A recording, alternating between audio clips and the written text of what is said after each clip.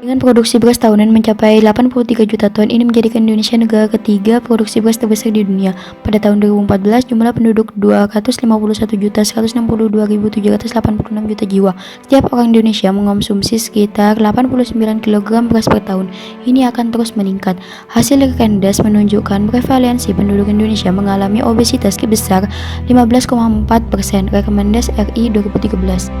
Oleh karena itu, saya, Naswa Asmi Candrakanti, dan rekan saya, Nadia Basmabida, perwakilan dari SMA Negeri 1 Sumeneb, tertarik melaksanakan riset berjudul Perbandingan kandungan pati resisten dan kondisi fisiko-kimia pada nasi goreng, nasi uduk, dan juga nasi kuning. Obesitas yaitu akumulasi lemak abnormal atau berlebihan yang menimbulkan risiko kesehatan seperti diabetes, penyakit kardiovaskular, dan kanker. Hal ini terjadi karena ketidakseimbangan asupan energi dan energi yang digunakan dalam waktu lama. Penelitian sebelumnya berusaha memecahkan permasalahan ini dengan mencari solusi berbasis makanan dengan menggunakan regimen pemanasan dan memasak khusus.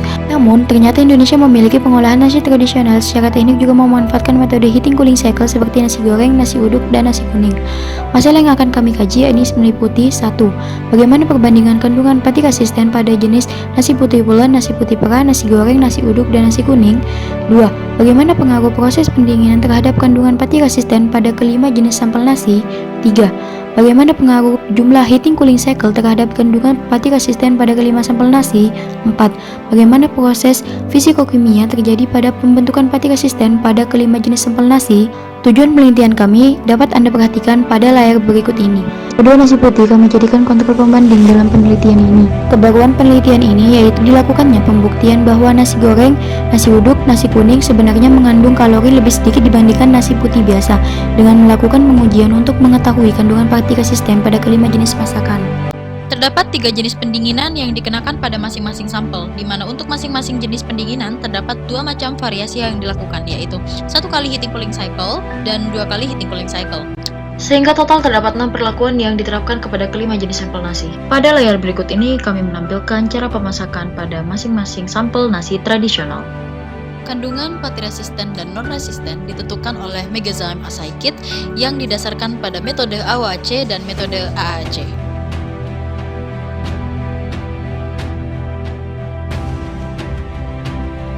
Berdasarkan grafik tersebut, dapat kita lihat bahwa nasi kuning memiliki rata-rata kandungan pati resisten tertinggi di semua kelompok, diikuti dengan nasi uduk, nasi goreng, nasi putih perah, dan yang terendah adalah nasi putih pulen. Terkait perbandingan lainnya kami sajikan dalam grafik berikut ini.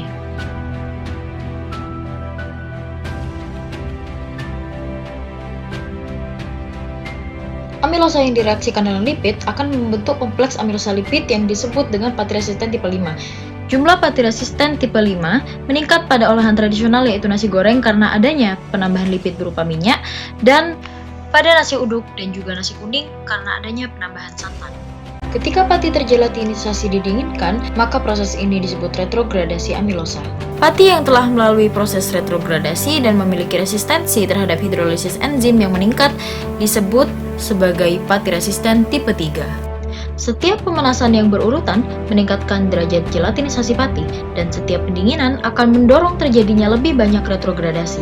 Dalam setiap proses heating cooling cycle, terdapat lebih banyak pati resisten tipe 3 yang terbentuk yang mengarah ke peningkatan persentase kandungan pati resisten setiap kali makanan dipanaskan dan didinginkan berulang kali. Berikut kesimpulan yang dapat kami tarik dari penelitian kami.